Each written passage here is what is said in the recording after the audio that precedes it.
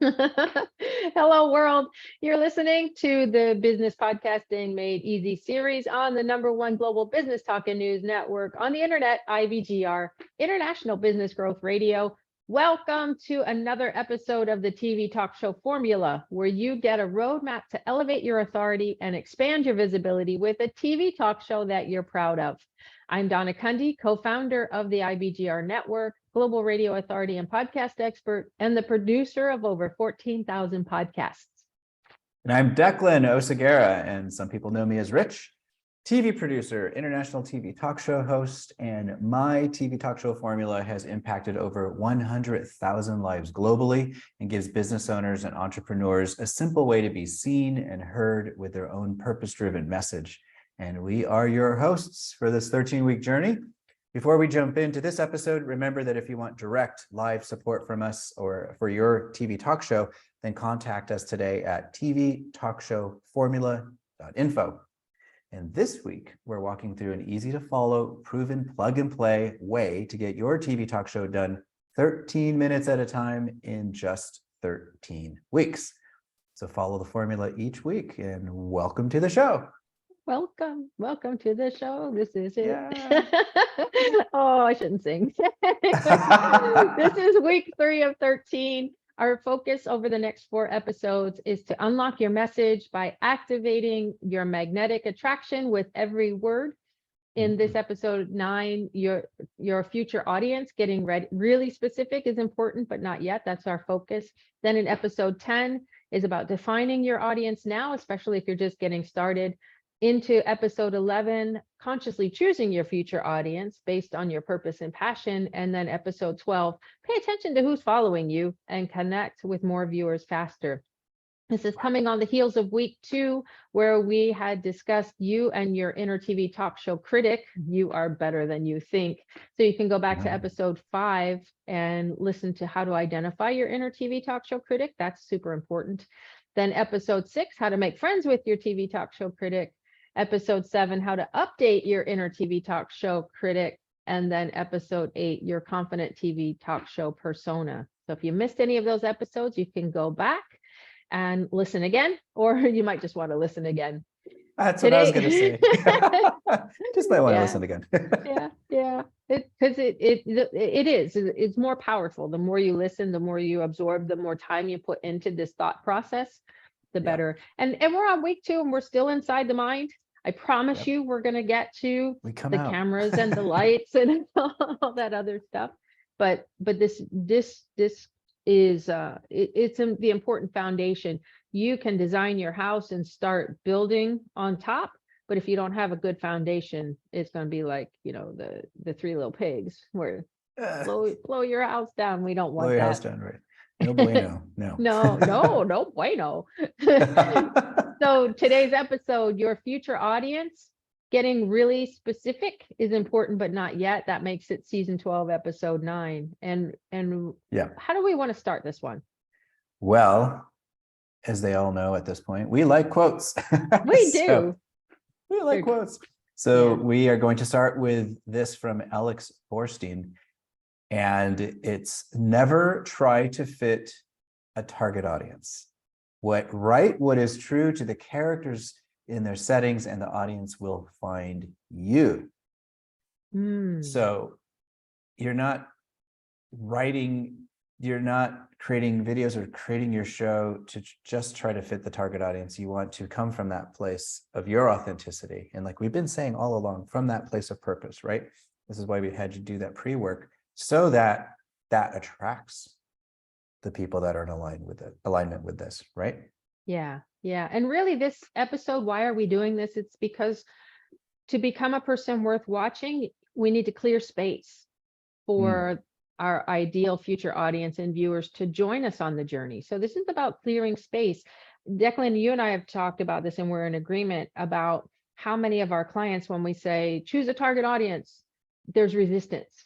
Yes. Yeah, like shut down. You can't put me in a box. Don't pigeonhole me. Like all these things that go, or the confusion of, well, how do I pick one? Who do I know? How do I?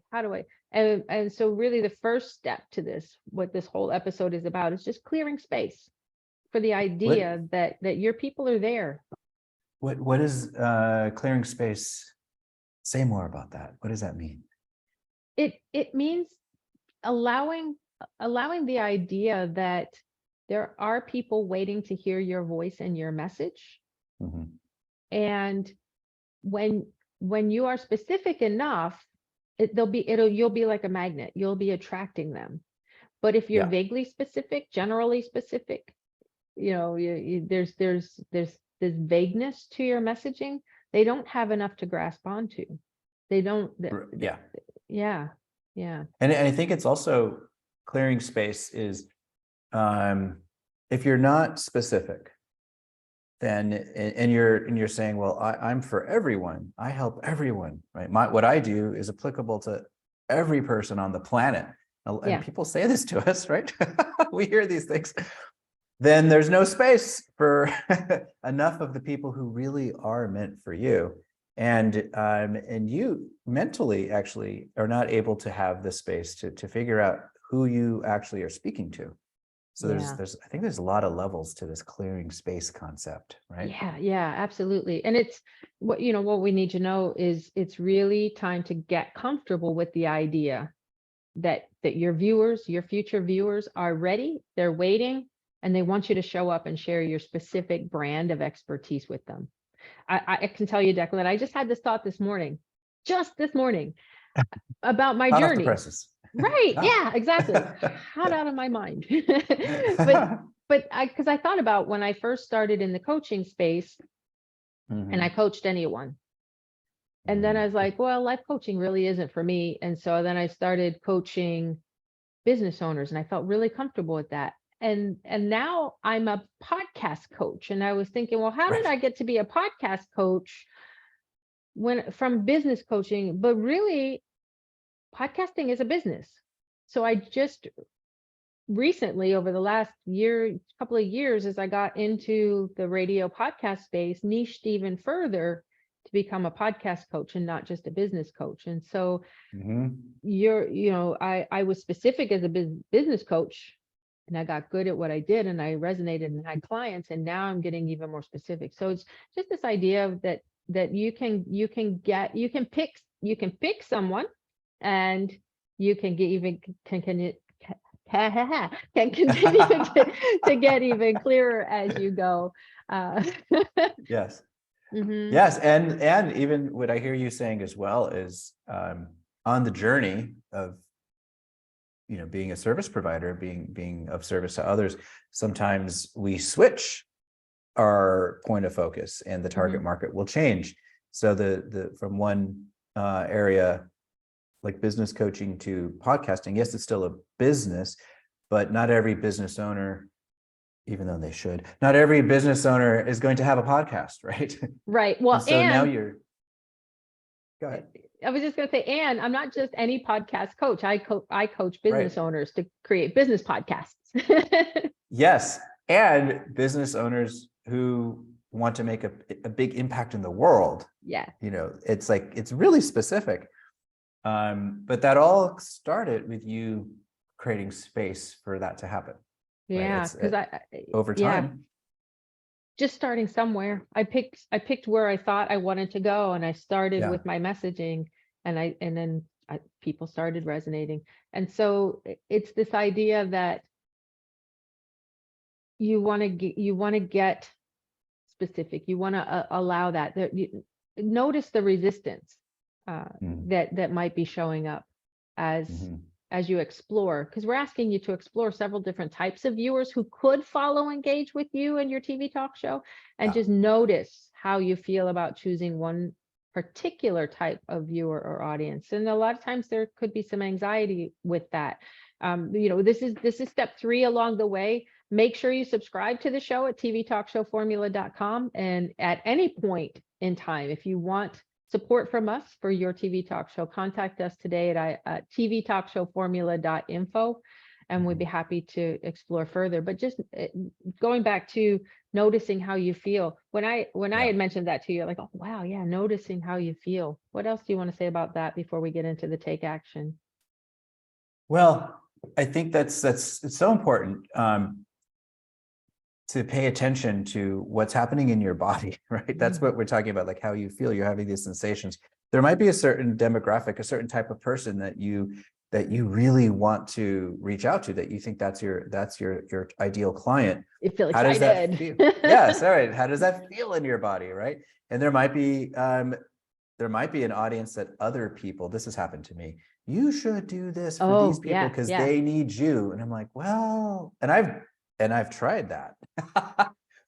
And there was like, it wasn't the fear, it was like, it wasn't in alignment, right? And I ended up wasting some time.